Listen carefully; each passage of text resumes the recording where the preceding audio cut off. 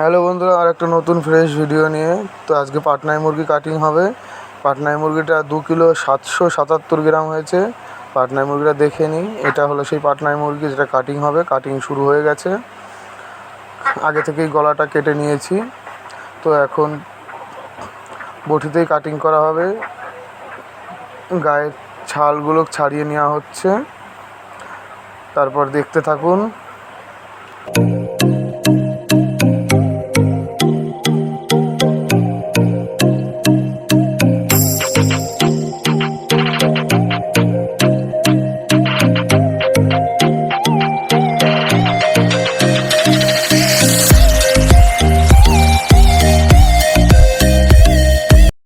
ছালটি ছাড়ানো সম্পূর্ণ হওয়ার পরে মাংসটা দেখিয়ে নিচ্ছে। অনেক তেল হয়েছে মুরগিটায়। এখন পিস শুরু হলো, পিস চলছে। তো পিসটা দেখে নিন।